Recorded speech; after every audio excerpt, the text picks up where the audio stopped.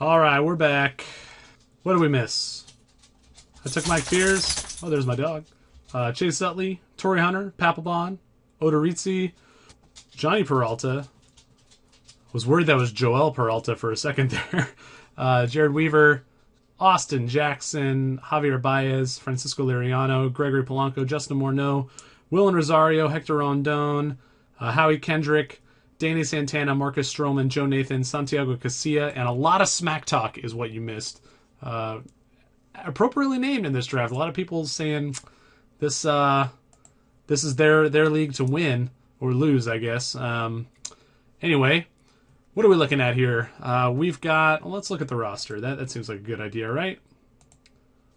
Got a catcher spot to fill, a utility spot to fill, one generic pitcher spot to fill. I mean, hopefully, that'd be a relief pitcher, another closer. And I think we can wait on that. There's still a few guys left. I've added most of who I believe to be the rest of the closers to my queue here. Neftali Feliz, Tyler Clippard, K-Rod, Addison Reed, LaTroy Hawkins, Mejia, Boxberger, Cecil. So not a ton of guys left, but a few. So we need to look at hitters here. Is hitters and pitchers. I mean, we need to look at value.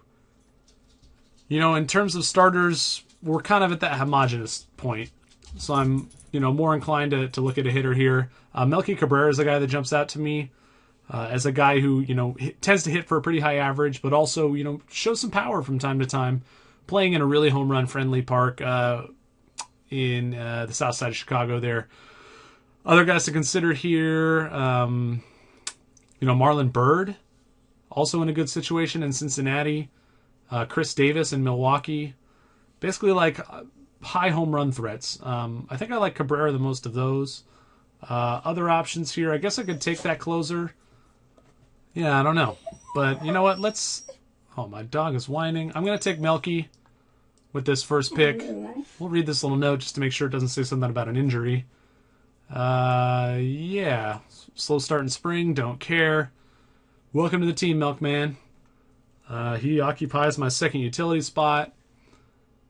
And, maybe I should just take the closer I want here. And I believe that's Neftali Feliz. But let's look at... who else we got to deal with here?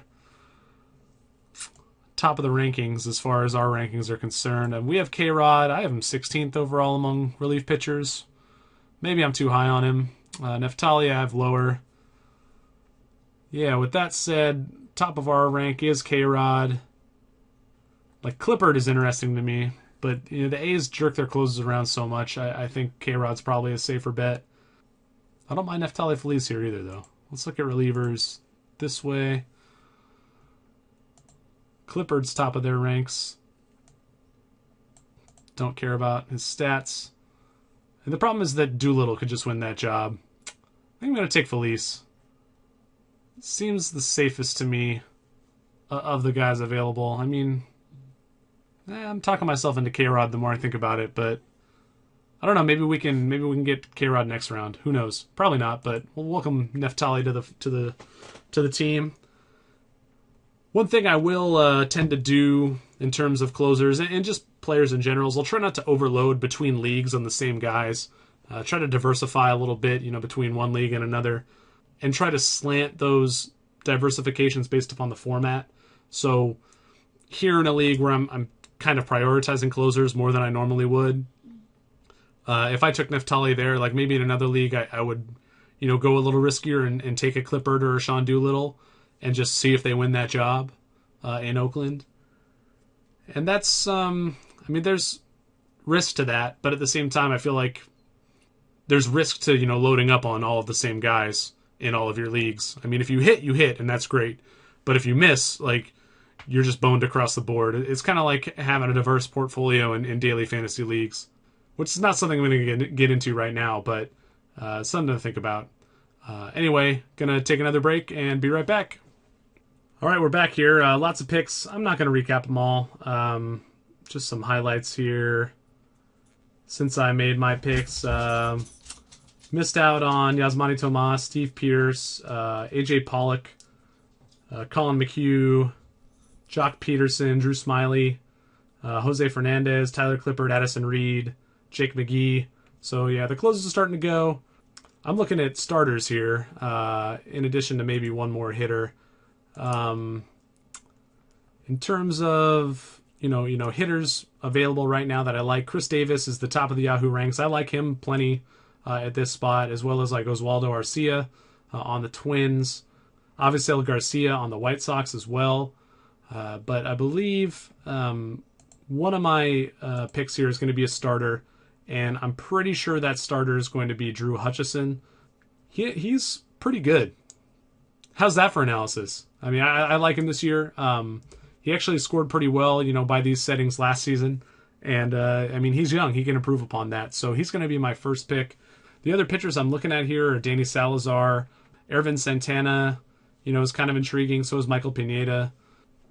Not super stoked on a whole lot of these other guys. Like James Paxton is a guy I find interesting, but I think we can wait on him for a round, and I'm not going to be like super bummed if I missed out on him. Batters, I think I might just be Chris Davis at this point, to be honest. Somewhat tempted by, the other two, Oswaldo and Avisail. If we look at the rankings, kind of just looking at outfielders, we have, let's see, who would be ranked highest for our group? Yeah, Chris Davis is that guy. And in terms of him versus like Avisail, I've got Avisail ranked a little bit higher, just 5 spots. Oswaldo Arcia, he's a little further down. So I think it comes down to Garcia or Chris Davis. And, we could bank on Garcia, a more all-around kind of speedy type of player. I mean, that's not a bad play, I suppose. Let's see. Let's look at Oswaldo's batting average from last year. I can't remember what he slashed. It wasn't great. Yeah, 231, 300, 452. Not amazing. I think I'm going to go with Chris Davis and see if I can get Oswaldo with a later pick. Might not need to do that. I mean, at this point, we're filling up bench spots. I kind of want most of those to be pitchers, honestly. Because, again, my plan here was to load up on closers. Mission accomplished there, by the way. And then stream starters to kind of win these weekly matchups. I don't want to carry too many offensive players on my bench. Chris Davis is the first of those. I don't even know if I want a second, though. I might just want all pitchers from here on out. And maybe even one more closer, because I could potentially start 6 closers and then cycle the rest starting pitchers in and out. With that said, it might be just worth it more to, have one more starter to cycle in and out. I have a feeling it will be, to be honest. Anyway, we'll add a couple offensive players here to the queue just because. Take a look at, who the highest scoring batters were from last season, just for a frame of reference. Ryan Howard, Curtis Granderson, Trevor Plouffe. I mean, really? Like, these are the guys you wouldn't expect those guys to be drafted when there are guys like Billy Butler, Brett Laurie, Steven Souza still available. But this format it really rewards power, and guys like Granderson and Plouffe and Howard, they deliver that, home runs plus the RBI and runs that come along with them. 8.5 points per home run total. So that's where the money is. That's where the money is at in a league like this. I'm a little worried I didn't go power crazy enough, to be honest, with those first few picks. Like Michael Brantley, the more I think about it, the more I wish I would have just taken somebody else. I can't remember who else I was considering there. I think it was Upton. And you know what? That was probably just a safer pick. I mean, actually, maybe not. Safe isn't the right word, but more my style in a league like this, where I kind of just want to maximize my potential for, the biggest point plays, going forward on 4th down all the time, essentially. Anyway, we'll take another break and be back here for the last few rounds. We got 4 left. Okay, here we are back again. Let's see. Matt Cain, Joe Mauer, Adam Eaton, Rick Porcello, Alcides Escobar, Tim Lincecum, Brandon McCarthy, Ervin Santana, Sean Doolittle, Dallas Keuchel, Luke Gregerson, John Lackey, Wade Miley, Desmond Jennings, Michael Pineda, Billy Butler, CeCe Sabathia, and Henry Mejia were the next players taken after my last pick. 4 picks before I come up. Gonna grab a starter here. Not sure exactly who that's going to be. I got my eye on Danny Salazar. Willie Peralta also is a consideration here. Thinking about James Paxton, I like him as well. Have a feeling he should be healthy enough to start the year, but you never know. He's coming back from some weird forearm injury, according to Yahoo or Roto World or whoever provides these little blurbs.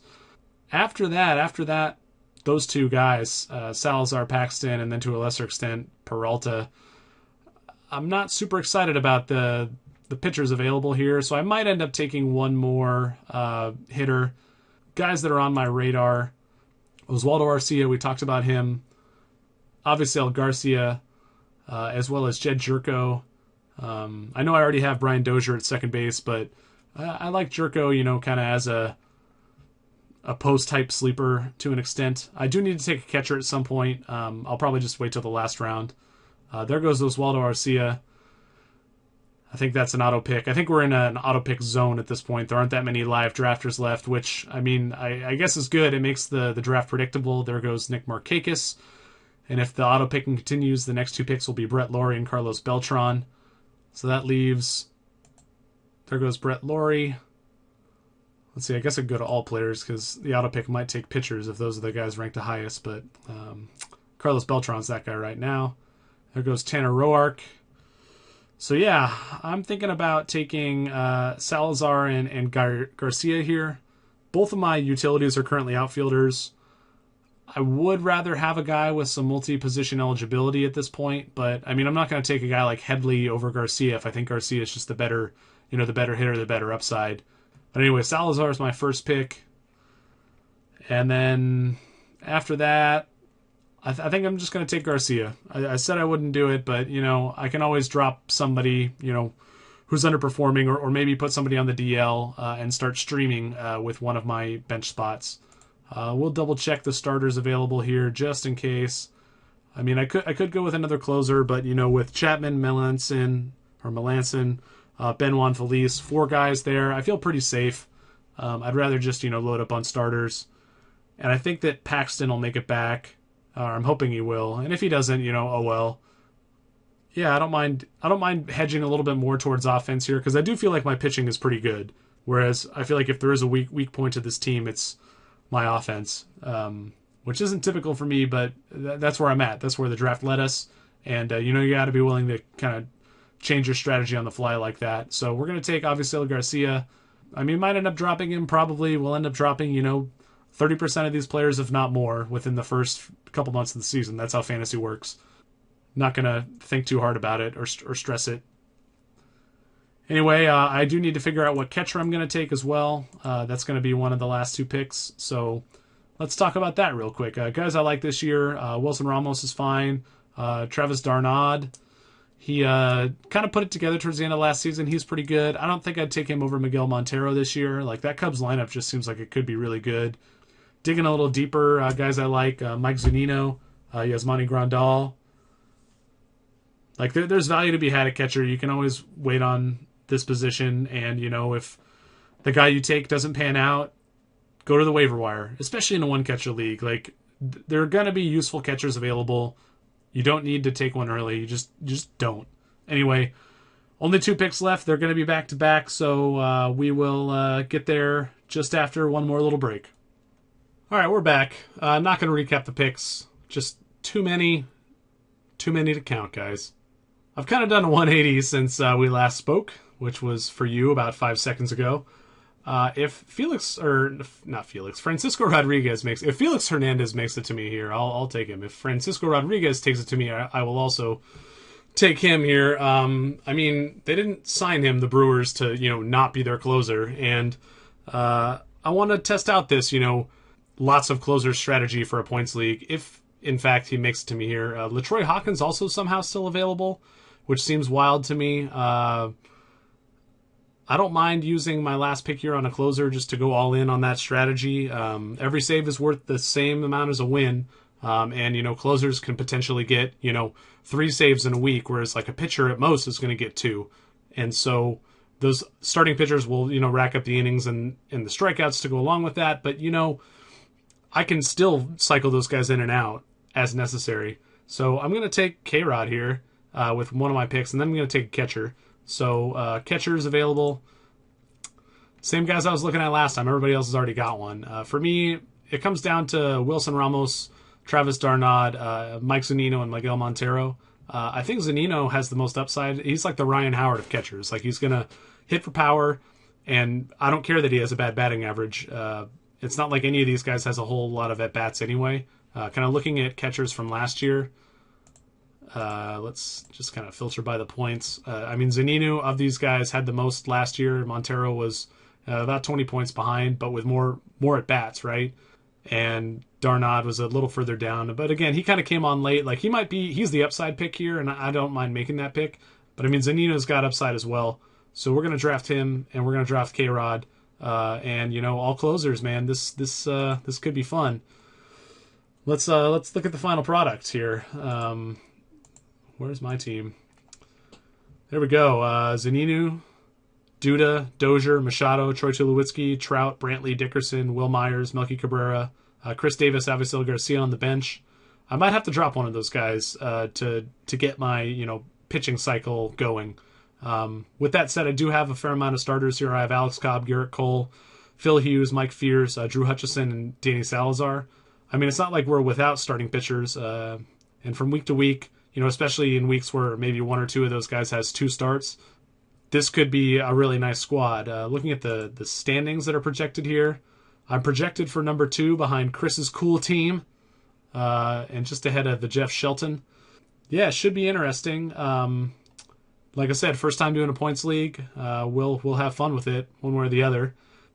Hope springs eternal, and hopefully you're having fun with your drafts, and you had fun following along with this one.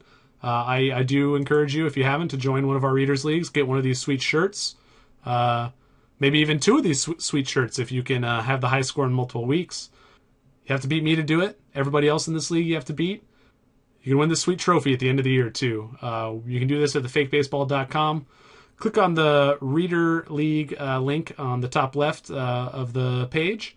And check out all of our other content as well. Our rankings are up here. I've been kind of going through those here and there. You can sort by overall. You can sort by position. 3 different rankers all kind of conglomerated into one cohesive set of rankings. Hopefully this is useful to you. And if you have any questions, feel free to hit us up in the comments, and we'll try to answer them best we can. Anyway, thanks for watching, and catch us next time here at The Fake Baseball. Adios.